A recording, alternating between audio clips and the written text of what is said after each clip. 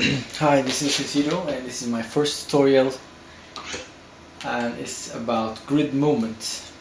For this tutorial we'll make a 5x5 grid movement using selectors. Okay, let's first lay out a hologram using big grid. Okay. This is a 5x5, so we need 5 for the horizontal and 6 for the vertical, and we'll then tone them down so we can see stuff.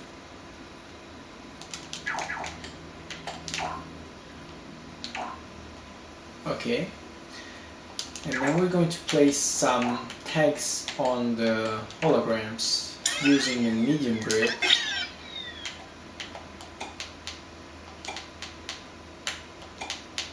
Okay, and we're going to leave this part empty and start putting the tags from the second row, and then we're going to give them some names and color. Okay, let's give these blue color and the name of horizontal target. Okay, we've given a name. And we're going to select these ones, and let's keep their tag color in green, and then give them name of a vertical target. We'll then need to place a selector chip on the vertical one. Okay, we place the microchip right in the middle of this grid. And then we're going to place our selectors. One for the vertical and one for the horizontal. And we're going to increase their port number to 5. Okay. And then we're going to start connecting them one by one. Okay.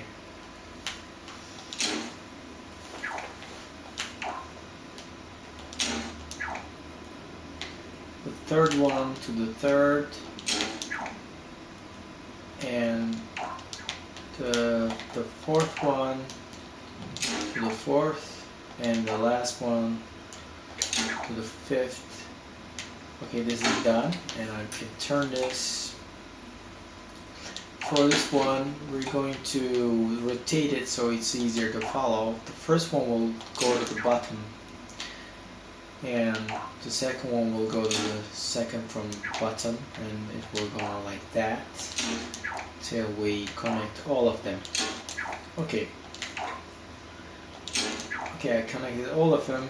I'm going to turn this so it looks okay.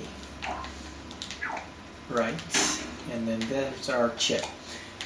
We'll also need to place a follower on the vertical column so our column moves. Okay, placing the follower on this chip, and I'm telling it to go with the maximum speed, and I won't allow it to do up and down movement, and I'll place the acceleration to the maximum also, and I'm going to minimum detection should be 0, and I'm going to make it big enough so it doesn't fall out of grid for some reason. Okay, and I'm going to tell it to follow the blue horizontal target. Okay, it's already working. And what other thing I need to do is to place a controlinator somewhere so we can make the selections. Okay, I'm going to place it here. Okay, no problems. So I'm going to open this chip again, place it here. Okay, I'm going to connect the horizontal stick to the bottom and the vertical to the top one here. Okay, let's try it out. Okay, it's working. And how to finish this off? You need an object that will follow this vertical column. And how will it be done? We need to first put a simple hologram. Okay, and we're going to tone it down a little, change its color maybe, and okay, and then place a follower on top of it. Okay. Okay, right in the middle, and I could use a chip for it, but I don't have any other logic, so I can just put it straight out. And what I'm going to do is I'm going to increase the power maybe, and this is however you're liking. Okay, make it big enough so it doesn't fall out of the grid. Okay, 150 it's not really important. Okay, sorry.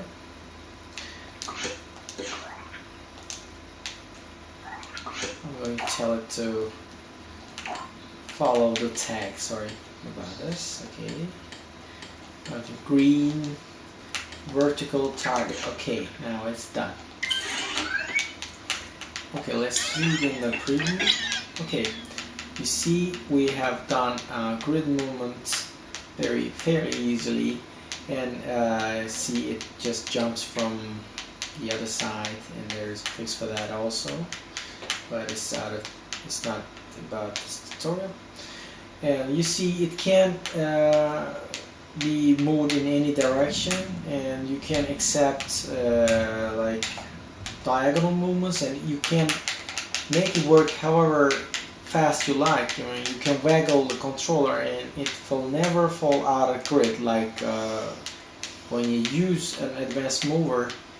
If there's too much input, you can fall out of the grid. And one other cool thing about this is you can scale it to however you like, and it will go on working, and you don't have to fiddle with any of the settings. And this can be used for like grid menus and small grid-based games, like you could have a 10 by 10 grid, or like in a Bomberman and things like that. And for the final part, I'll just show you how to disable the edge movement. Like when you go to the edge, it should not come out at top. Okay, for this one it's very easy. This is basically the same thing. Okay, instead of putting the inputs to the cycles immediately, I made a small chip, and it only allows the movement if the selector isn't at the edge. So for example, this one, if the selector is at the 10th, this NOT gate will make sure that this AND gate doesn't work. So the positive signal will not be recombined here, so basically it will stop the cycle, so it won't go from bottom to top.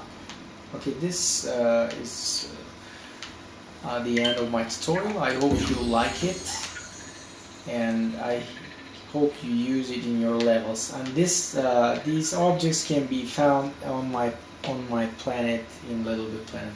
Okay, take care, bye.